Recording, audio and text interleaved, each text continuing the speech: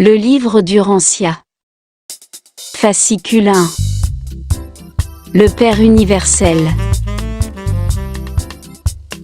Le Père universel est le Dieu de toute la création, la source centre première de toutes les choses et de tous les êtres.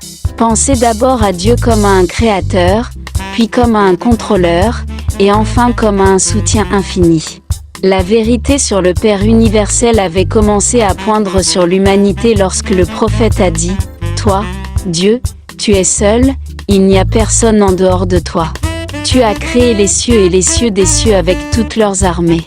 Tu les préserves et tu les contrôles. C'est par les fils de Dieu que les univers ont été faits. Le Créateur se couvre de lumière comme d'un vêtement et il étend les cieux comme un rideau. » C'est seulement le concept du Père universel, un Dieu à la place de nombreux dieux, qui a permis à l'homme mortel de comprendre le Père en tant que créateur divin et contrôleur infini.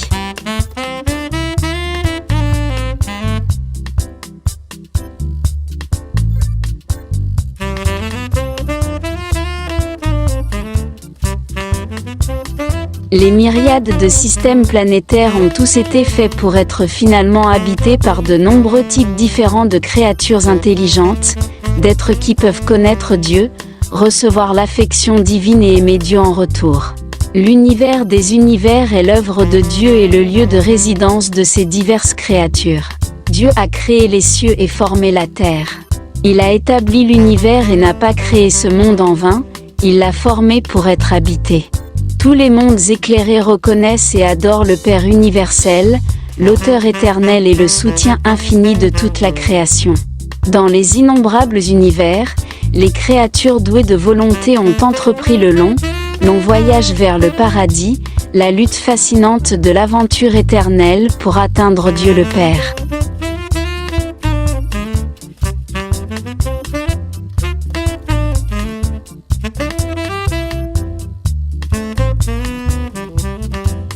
Le but transcendant des enfants du temps est de trouver le Dieu éternel, de comprendre la nature divine, de reconnaître le Père universel.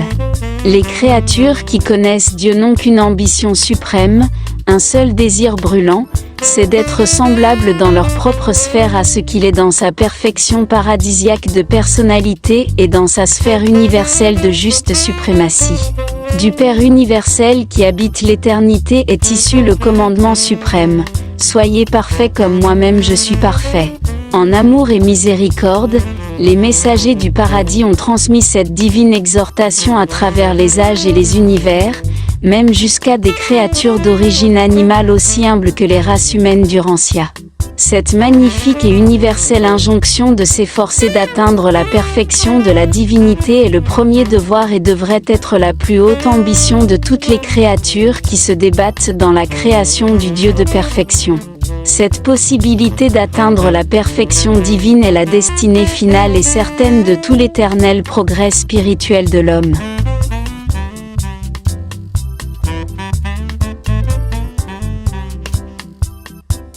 Les mortels du Rancia ne peuvent guère espérer être parfaits au sens infini, mais il est entièrement possible à des êtres humains, débutant comme ils le font sur cette planète, d'atteindre le but céleste et divin que le Dieu infini a fixé pour les mortels, et, lorsqu'ils auront accompli cette destinée, ils seront, en ce qui touche la réalisation du moi et l'accomplissement mental, tout aussi complets dans leur sphère de perfection divine que Dieu lui-même dans sa sphère d'infinité. D'éternité. Une telle perfection peut n'être pas universelle au sens matériel, ni sans limite en compréhension intellectuelle, ni finale en expérience spirituelle, mais elle est finale et complète sous tous les aspects finis concernant la divinité de la volonté, la perfection de motivation de la personnalité, et la conscience de Dieu.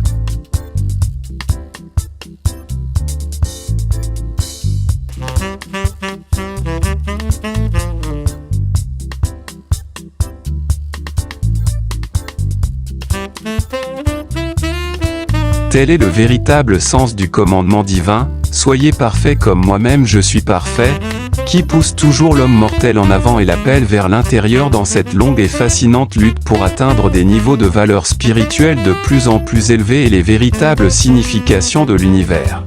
Cette recherche sublime du Dieu des univers est l'aventure suprême des habitants de tous les mondes du temps et de l'espace.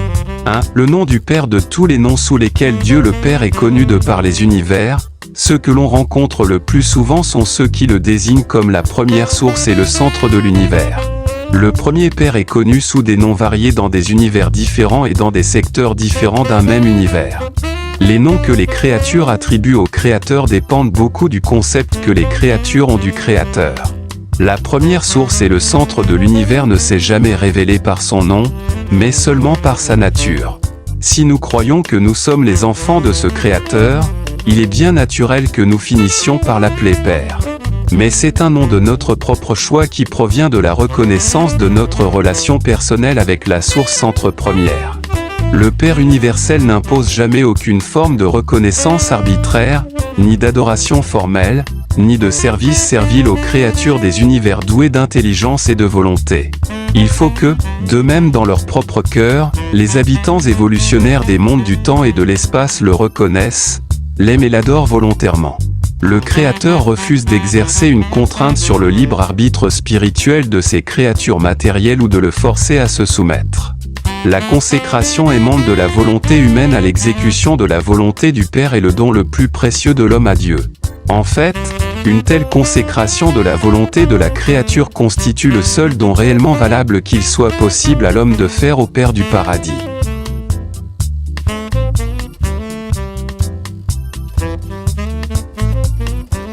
En Dieu, l'homme vit, se meut et a son existence.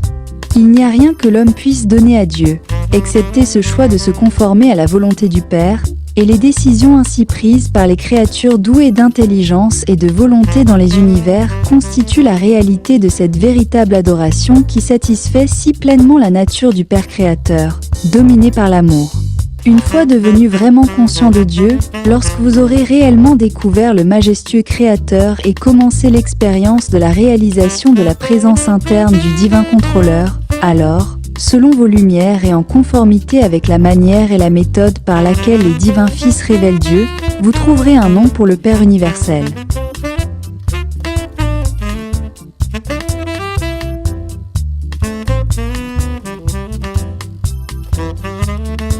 Ce nom exprimera de façon adéquate votre concept de la grande source centre première. Et c'est ainsi que, dans des mondes différents et des univers variés, le Créateur est connu sous de nombreuses appellations. Dans l'esprit des relations, elles ont toutes la même signification, mais, en mots et en symboles, chaque nom représente le degré et la profondeur avec lesquels Dieu est intronisé dans le cœur de ses créatures d'un royaume déterminé. Près du centre de l'univers des univers, le Père universel est généralement connu sous des noms qui peuvent être considérés comme signifiant source première. Plus loin au dehors, dans les univers de l'espace, les termes employés pour désigner le Père universel signifient plus souvent le centre universel. Plus loin encore dans la création étoilée, par exemple dans le monde siège de votre univers local, il est connu comme la première source créatrice et le centre divin. Dans une constellation voisine, Dieu est appelé le Père des univers, dans une autre le soutien infini, et vers l'Est, le divin contrôleur. Il a aussi été appelé le Père des lumières, le don de la vie et l'unique tout-puissant. Sur les mondes où un fils du paradis a vécu une vie d'effusion, Dieu est généralement connu par quelques noms indiquant une relation personnelle, une tendre affection et une dévotion paternelle.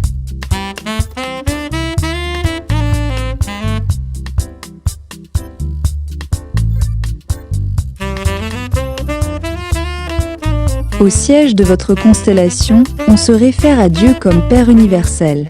Sur différentes planètes de votre système local de mondes habités, il est diversement connu comme le Père des Pères, le Père du Paradis, le Père de Havona et le Père Esprit. Ceux à qui Dieu a été révélé par les effusions des Fils du Paradis finissent par céder à l'appel sentimental de la touchante relation d'association entre créature et créateur et appellent Dieu « Notre Père ». Sur une planète de créatures sexuées, dans un monde où les impulsions émotionnelles des parents sont inhérentes au cœur des êtres intelligents, le mot Père devient un nom très expressif et approprié pour le Dieu éternel. Sur votre planète Urantia, il est mieux connu et plus universellement reconnu sous le nom de Dieu. Le nom qu'on lui donne a peu d'importance.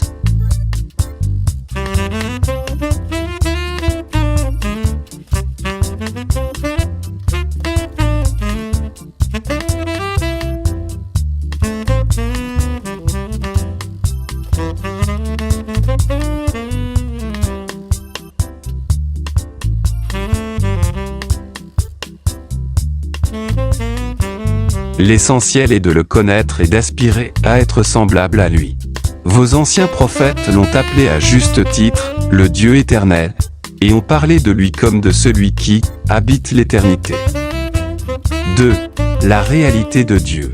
Dieu est la réalité primordiale dans le monde spirituel. Dieu est la source de la vérité dans les sphères mentales. Dieu couvre tout de son ombre d'un bout à l'autre des royaumes matériels. Pour toutes les intelligences créées, Dieu est une personnalité et, pour l'univers des univers, il est la source centre première de réalité éternelle. Dieu n'est semblable ni à un homme ni à une machine. Le Père premier est esprit universel, vérité éternelle, réalité infinie et personnalité paternelle. Le Dieu éternel est infiniment plus que la réalité idéalisée ou l'univers personnalisé. Dieu n'est pas simplement le désir suprême de l'homme, la recherche du mortel devenu réalité objective.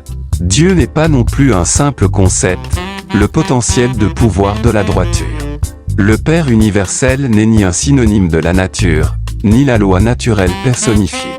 Dieu est une réalité transcendante, et non simplement le concept humain traditionnel des valeurs suprêmes. Dieu n'est ni une focalisation psychologique de signification spirituelle, ni l'heure la plus noble de l'homme.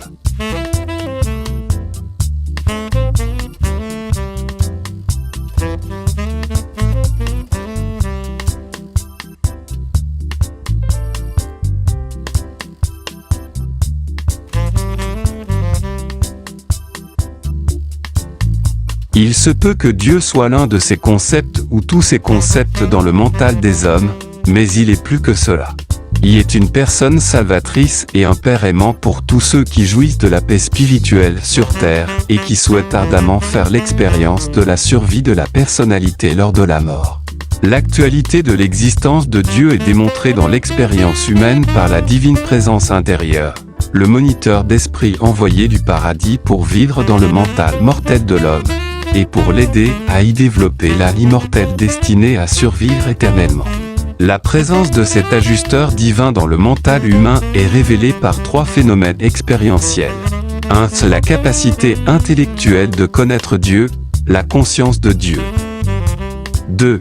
L'impulsion spirituelle à trouver Dieu, la recherche de Dieu.